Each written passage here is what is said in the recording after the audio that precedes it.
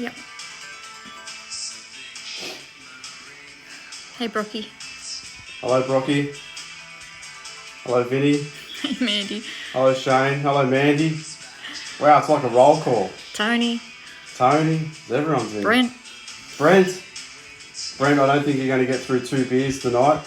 This one's going to be a quick one. So you better drink up, brother. Shan. That's heaps. Hello, Shan. How are you? Busiest man in the world. Rod, Paulie, Gabfish. Hello, Paulie. Hello, everyone. Got any stories to tell us, Paulie? We'll leave that one alone. Don't believe everything you read on Facebook, eh, Paulie? On April Fools. Anyway. Brocky, your lawn looks fantastic. I've seen the photo. Can you come up and do mine? Oh. Anyway, here we are. Wednesday night, episode 6. So, I'm going to change it up a little bit tonight. So, a bit of a late notice again. Sorry about that. There's, somebody sent me a message and said, "Are you going to go live tonight?" And I thought, I better put something out there. So, we did. Anyway, this was the one I was going to do the other night. So, rather than doing shrimps, we're going to change it up and go top water and do a little popper. Which hopefully you can see that. I'm going to try and get that. Try and get that in. Mm-hmm. Got it. Got it. Really, really simple popper this. Really simple. But it's an essential pattern that you need to have in your kit. And we like doing a lot of top water fishing for bream and bass and EP. And then I suppose we've always been using black, and chartreuse is a pretty dominant colour in our neck of the woods, and Cherie one day demanded that I tie a purple one. So when you get told to do something, I suppose you do it. And anyway, this one here, this little Cherie's Purple Popper, as it became affectionately known, turned out to be a real little gem. So, and you can tie these in a whole bunch of colours, you know. So whatever takes your fancy, but we'll go through the gear. So we'll start with a hook. So the Arex NS 122 in the size 6 is the perfect size. Absolutely ideal for this fly. And if you don't have that hook, but you may have, this is another famous hook, you may have a Gamma B10S, and a lot of people know that hook by name and by style, model number. The size 4 is pretty close, all right? From there, we're going to need popper heads. And the mini-me's, these are done by Rainey's. So these come out of the US. The mini-me pop in the small size is the perfect match to that hook, but also the perfect match to the species that we're predominantly targeting with that. So bream, bass, and EP. Okay? If you don't like purple, which I don't know why you wouldn't, it's a killer colour. After I got told, you could go black. You could build a white one. You could build an olive one. You could build a chartreuse one. So you get the idea. Okay? From there, we're going to need some legs. So on this particular one, we'll use Jacone's crusher legs in the purple clear. But again, legs, I'd match it to the colorway that you're doing. Okay? So if it's sort of a black and you want some chartreuse, then chartreuse legs and so on and so forth. For the little tail section, we're using Arctic Fox. So a couple of naturals mixed in with some foam. And this is a really nice tailing material, really, really nice. You don't have to use a lot of it, so a patch like that, we'll just open that up. a patch like that would tie you a whole bunch of poppers, okay? Because you'll see how little that we really use. Put that back in there.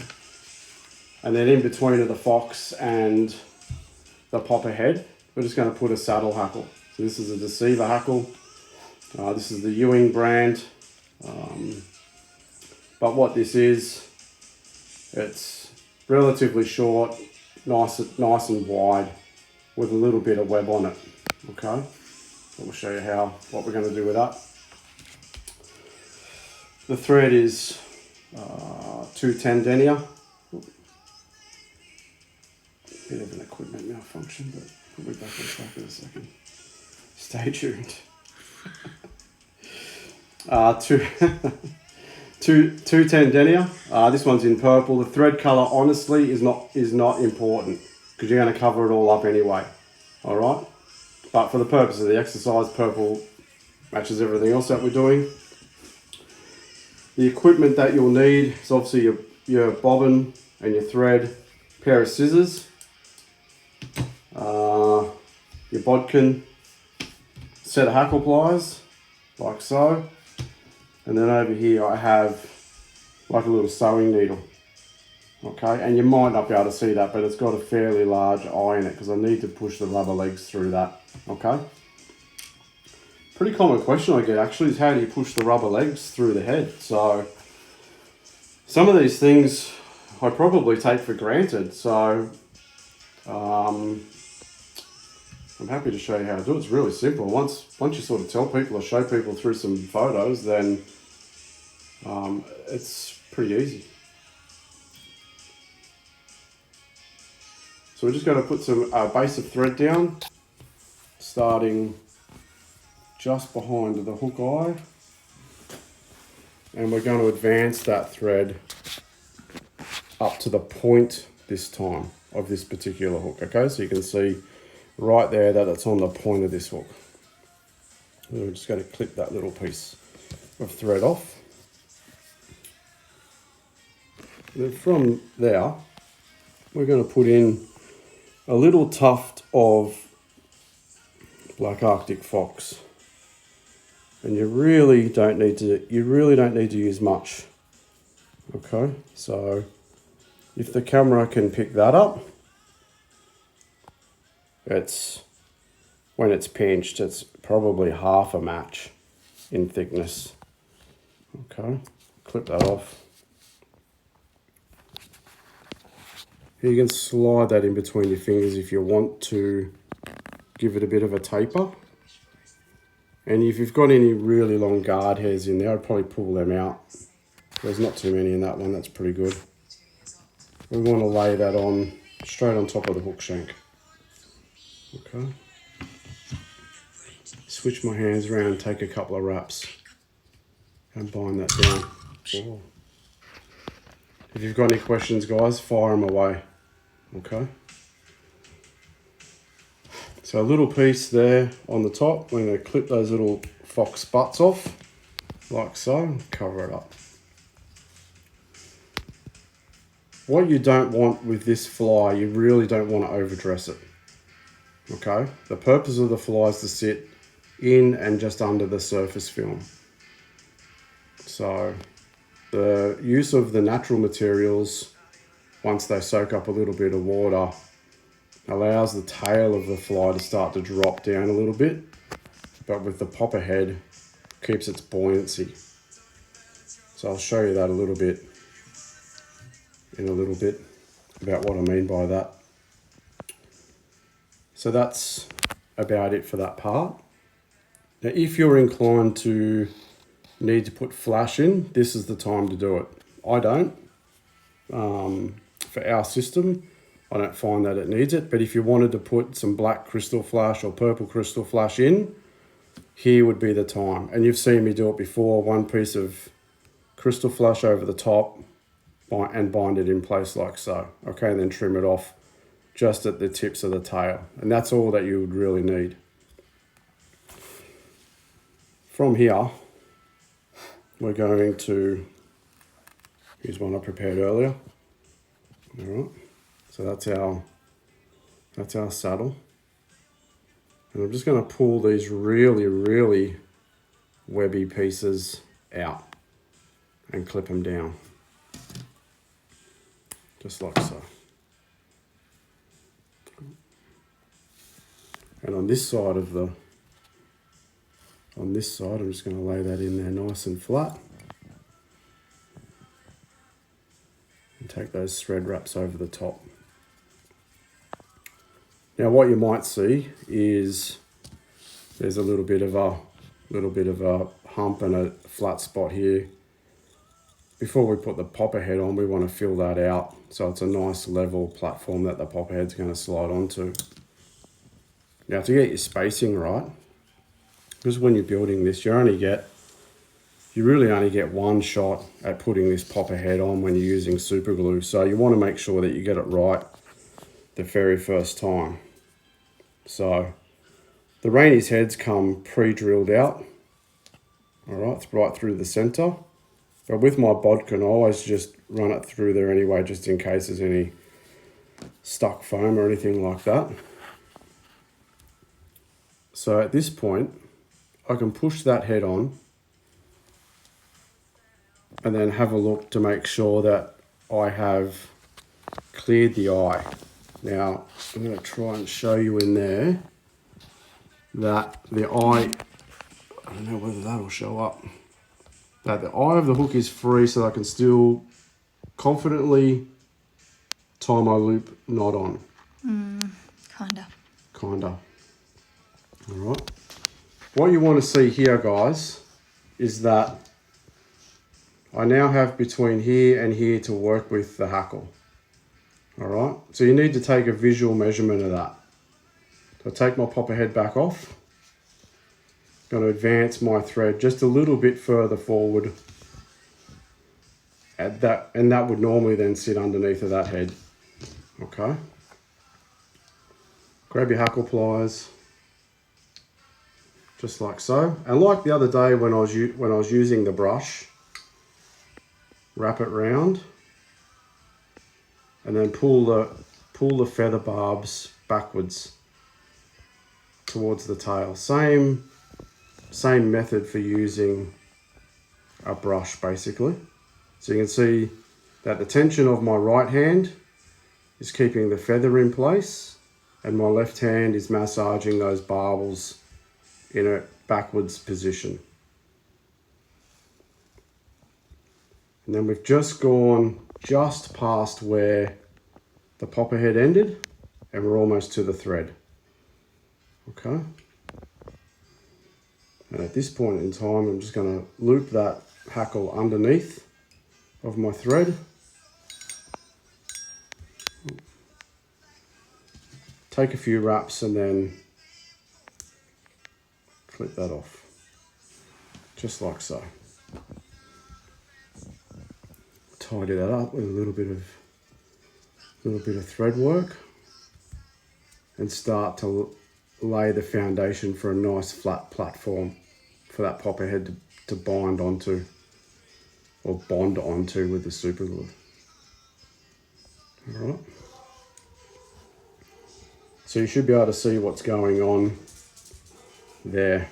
So if I turn that on its side profile, you can see we've got the tail, we've got the feather, and we've got a nice flat platform just here. Okay. So whip finish that. And you could probably do 2 whip finishes, just like so. All right. Grab your popper head and push that back over all your thread.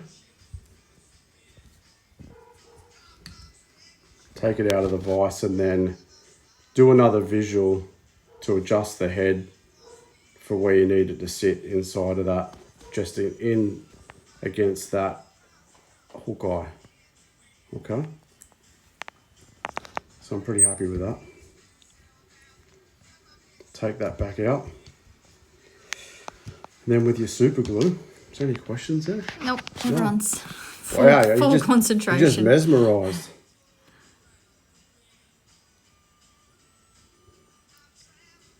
So not too much super glue, you just want a little bit and coat it all the way around that thread. Okay, just like so.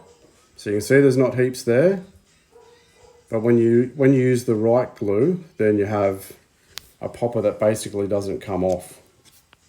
So I've showed you that before, but it's the Loctite from Bunnings. It's the $10 bottle, not the $6 bottle. Okay, there's two that look almost identical, but that's the one, the Power Flex. All right.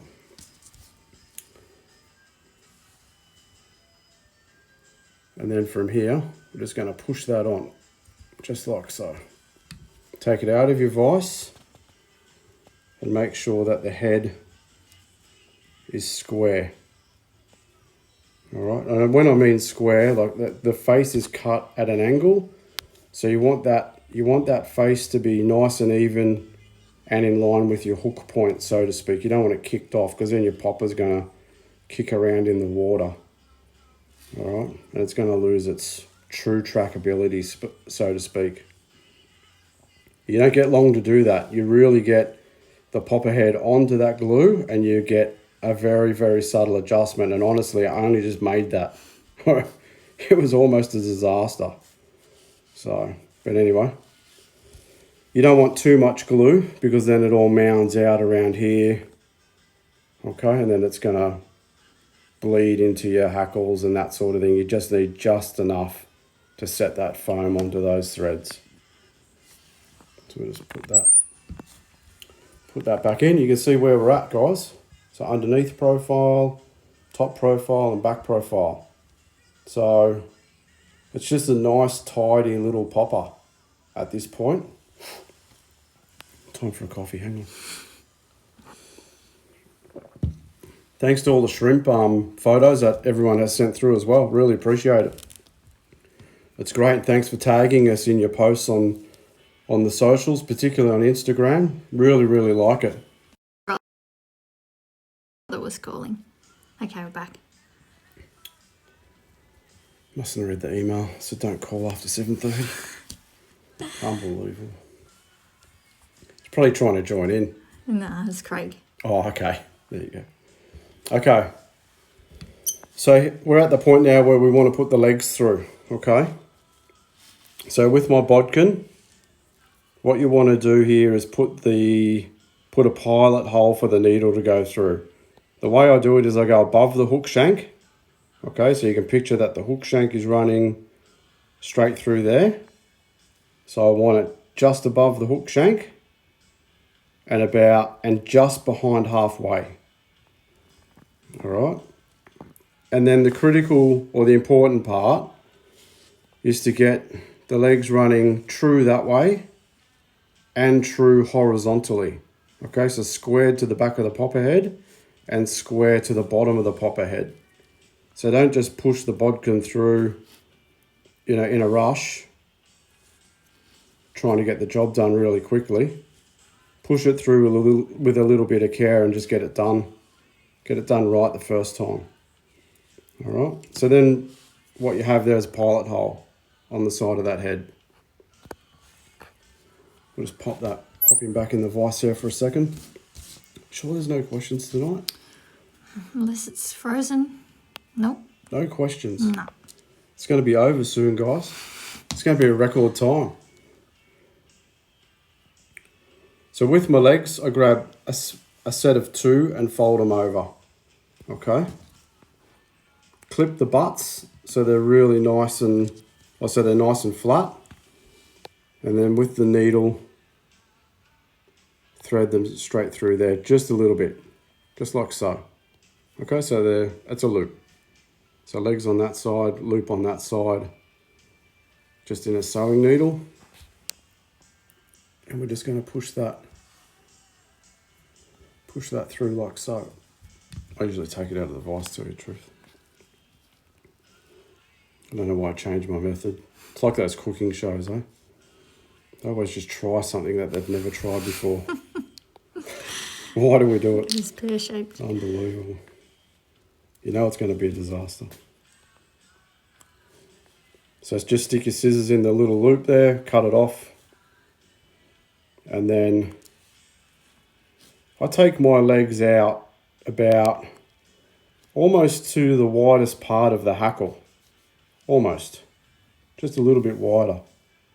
Just line them up and cut them off, and then that just helps build the profile.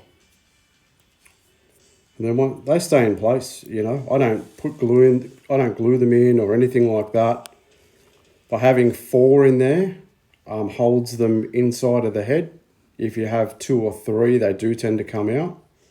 But the beauty about it is that if your legs get destroyed or chewed off, or, you know, you've whacked a few too many trees or whatever with your popper, you can always just jam a new set in there.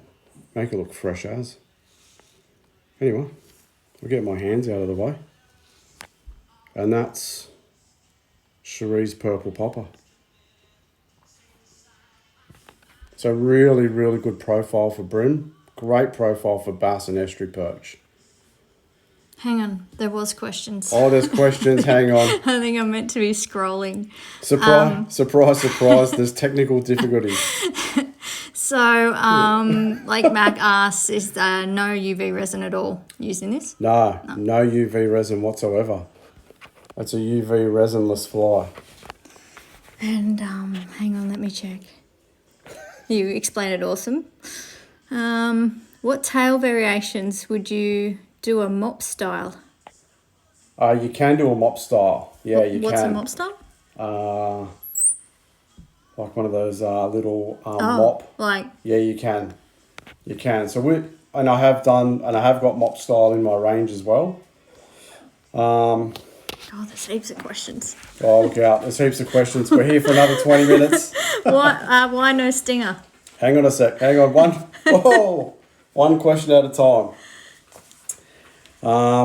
The mop you can definitely do, and you'd build it in exactly the same format. What I do with the mop is just trim the mop a little bit shorter from where you cut it off, because it holds a fair amount of water. Okay, and what happens with the mop fly, which is a good thing, it actually sinks like so, and so does this. But the challenge is to get it to land, soak up some water, and slowly sink like that. So that's the prime, that's really the prime angle for all of those 3 species, to sit your popper in the water like that. If you build the mop with too much mop on it or too much hackle on it, it does this, but then because it's heavy, it then does that and sinks away. Okay? So just cut the mop a bit shorter and it'll be fine, basically, is what I'm trying to say. Stinger? Stinger is 100% optional on this. And the place that you would put the stinger is right at the very, very start. So before anything goes on. And if I just turn around just quickly.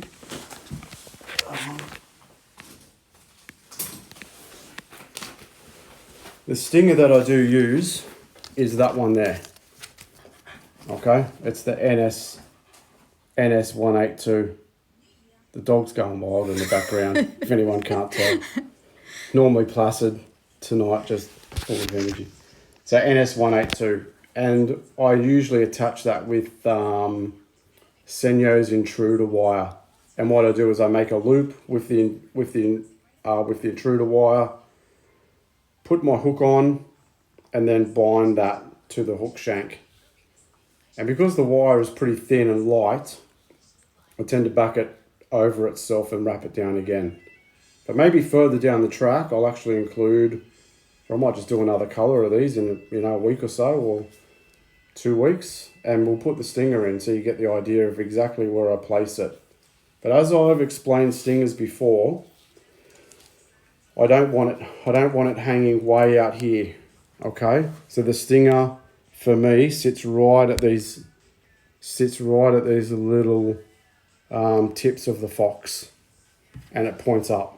So hook point up, okay, in and then through there, bound onto that hook shank. When I do put that on, I do use UV resin because I give that thread work, because it's exposed. I'll give that threadwork a coating of UV for sure. More outdoors. What material could you use instead of the Arctic fox?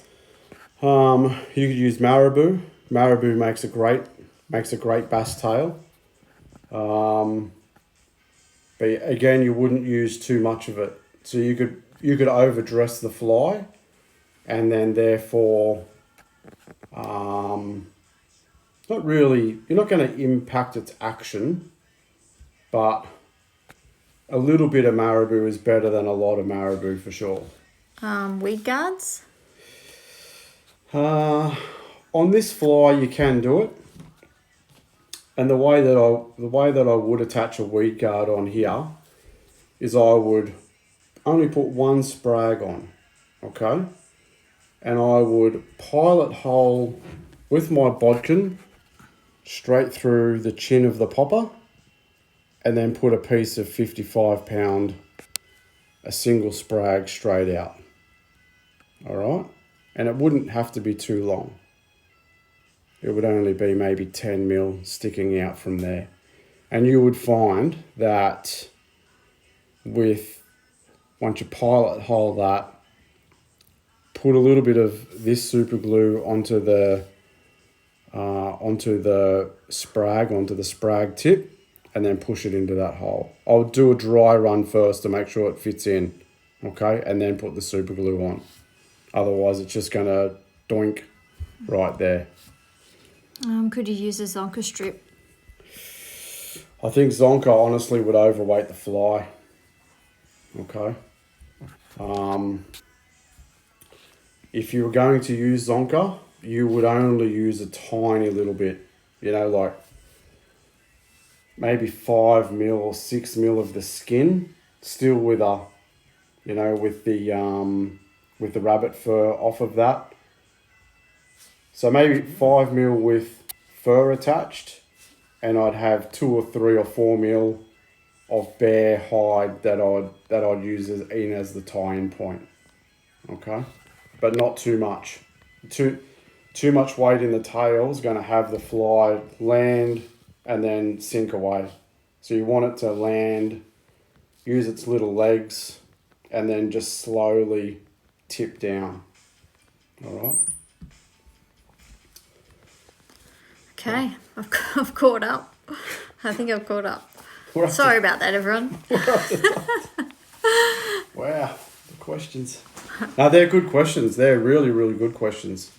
So. Oh no, hang on. I touched it too many times. All right, let me go back to the bottom. Wow, sorry about that. Yep, that's it. Okay, we're back on track. Mm-hmm. Cherie's turned red. It's like... I don't like to be in front of the camera.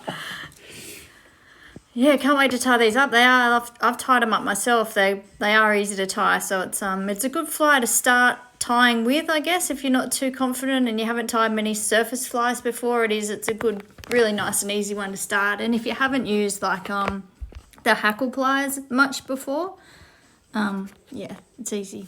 They're super easy and strong. What you want from hackle pliers is good tension. Okay, good tension, and then some little ribs inside of there, so it can actually grab the hackle and not slip the hackle off. All right, and these ones they're really cool. They're super strong. All right. But just ignore Shen's question. When am I having a turn? Never. Oh, does Shane want to come on? Yeah, jump on, bro. Does he want to come on? No. Okay. We've got another concept in the pipeline. Stay tuned. Taking it to the next level. Episode 7 or 8 or 9. Maybe 10 when we get to double digits. Episode 10. Anyway, that's the purple popper, guys. Fish it on a floating line. Usually a leader question comes up. I'm very disappointed in you tonight, Paul Aubrey, actually. But any tips for repairing poppers that have been hammered by toothy predators? Yeah, build a new one. Retire it, put it on your shelf, and just treasure the memories, and then just go build yourself a new one, seriously. I've got a couple of poppers over there that are just destroyed. I love looking back at them. So anyway, the type of leader that I would use, if you're interested, some people are, floating line. I tend to start off when I'm surface fishing at around about 5 foot. Total length. I rarely use a tapered leader. It's not the kosher way to do it, so to speak, but it's the way that I like to fish top water. If I can get shorter than 5, go down to 4, 3 perhaps. Sounds a bit crazy, but I'm a bit crazy. Then that's how I'll fish it, honestly. I really think that the fish is set on what's happening right there. You know, the fly's landed in the zone. You've put it in the shady pocket. You've put it next to the log or the overhangs. They're not really concerned about what's happening 9 feet away where your fly line loop's going to be. You know, that's my take on it. Not everyone's the same, and you don't have to fish it that way. But I really think that the fish are so alert that once that fly lands with that little bit of natural material and the pop of that on the water, they're instantly looking up, and it's looking up here as to where it's at, not what's a long way away. And then by having a shorter leader as well, it does improve your accuracy, you know, and that's vital if you're going to be fishing, you know, structure fishing to bankside logs and overhangs and twiggy little bits. So what pound was that? 12 to 14? I usually go 12 or 14. And then if I get dusted, I go straight to 16. And is that straight through, or do you use tapered? No, I go straight through. I go straight through, 16 pound. I use fluorocarbon. It does sink a little bit, as we all know. You could probably use 16 or 14 or 12 or 10, whatever you're comfortable with in mono. I fish fluorocarbon because I've got a fair bit of it and it's probably a bit easier. And the structure that I fish, I've said it before, but it's a lot of logs. Some of those logs can be encrusted in barnacles and oysters and that sort of thing. So I tend to fish shorter and a bit heavier. Do you use a loop knot? Always, 100%. Always a loop knot. Just a smaller one as you can get away with, or that you can tie, really. Yep. Good stuff. That's it. What knot to fly line? I use a loop to loop connection. So loop on the fly line and then build just a straight forward loop and then loop to loop it. Hopefully that makes sense.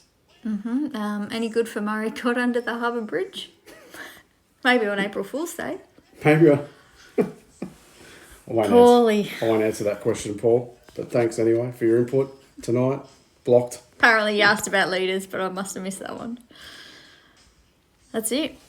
Done. That's it. Tie a couple of these up, guys. Get ready for that spring bite. You know, these really, you know, you can build a little arsenal of this kind of thing. The next one, you know, would be a gurgler and then a disco shrimp and that sort of thing. And we'll work our way through those, and because there's a couple of different techniques involved in each one. So I think that's pretty important. But as a base model pattern, that would give you a lot of confidence, and really, I don't know, once you start, when you start using these, whether you really move off of them, but we fished them a lot in the creek this season, and that was by far the #1 fly. So whether it was black and purple or all black with some chartreuse legs, that profile, that size, that hook, that was the one. So that's a little ripper. Yeah, it's nice. All right, that's it from us tonight, guys. We won't be back on Friday night. Okay, the workload's enormous doing this. No, I'm going to joke. We're taking Easter off. We're taking Easter off, but we'll be back on Sunday night. Is there a materials pack to come? Yeah, there's one out there now. There's a materials pack on the website already. I put it up I was actually prepared. There's a materials pack on the website already. We put that up last night. I've got a couple of them ready to go. So there's a couple of flies that I've been tying, you know, for the kids to go if anyone's interested. And if not, these are just simply going to my box. That's all fine. My box. Or Cherie's. But I'm not sure what we'll do on Sunday night yet. Maybe a gurgler. Don't know. Anyway, I'll think about it over the next couple of days. A disco in a couple of weeks. We need to build to the disco. Alright? So, maybe a gurgler, maybe something else. I'm not sure. We'll work it out. Anyway, hope you're enjoying COVID as much as we all are. And have a happy and safe Easter. And don't travel anywhere. We're not allowed to go anywhere. But enjoy the time with your family. And we'll see you again on Sunday night, 7:30. We'll put a little alert out. Let you know what we're time. Hopefully we can see you then. Thanks, guys. Appreciate it. Thanks, guys. Bye.